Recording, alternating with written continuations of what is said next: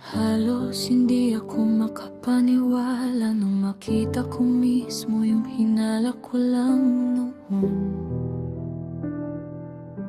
Kinailangan kong tumawag at tanungin ka kung yung nakita ko ba ay totoo talaga. Pero anong ginawa mo nung sagutin mo ang tawag ko? Bigla kang nag-off ng camera at dali-daling nagbihis at lumabas ng bahay. Tinanong kita kung nasan ka, pero ang sagot mo ay nasa bahay ka ng pinsan mong Muslim. Nagtanong ako kung bakit kailangan mo mag-off ng camera at magmadaling lumabas ng bahay or motel. Pero ang sagot mo lang, ano na naman ba yan? Tamang hinalan mo ko. Nagalit ka pa, umiyak ako sa harapan mo, kasi nakita ng mata ko tumugma lahat ng hinala ko noon pa. Bakit ang bilis mo nakakauwi? Kaninong bahay ka naroon? Bakit sa dami ng school sa lugar na malapit sa bahay mo? Bakit nakuha mong dyan sa malayo mag-aral? Lahat ng pagdududa ko at hinala nasagot na nung sinagot mo ang tawag ko. Wala kang walang ginawa, wala kang explanation na sinabi.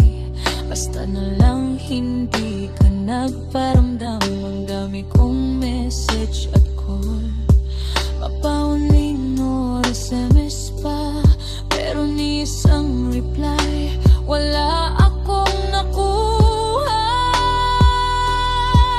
Sa huling pagkakataon tinawagan kita, isa, dalawang beses, pero anong ginawa mo?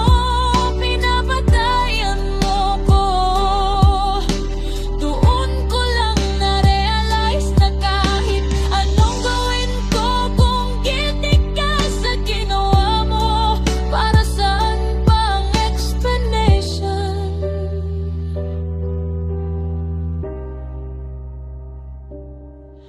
Nagtanong ako sa'yo, paano kung makita mo akong may kasamang lalaki?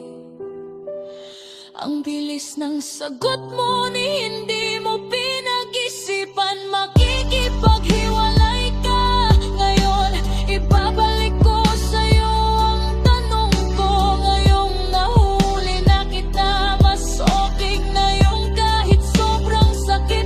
Pakawalan na kita, itigil na noon pa naman. Gusto na talagang itigil to. Nasayang lang yung and years kong pagmamahal sa'yo.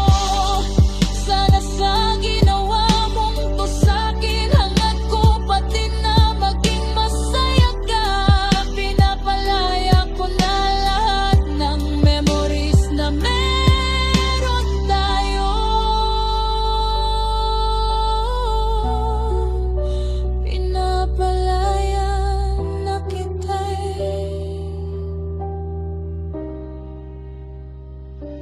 Nagalit ka pa,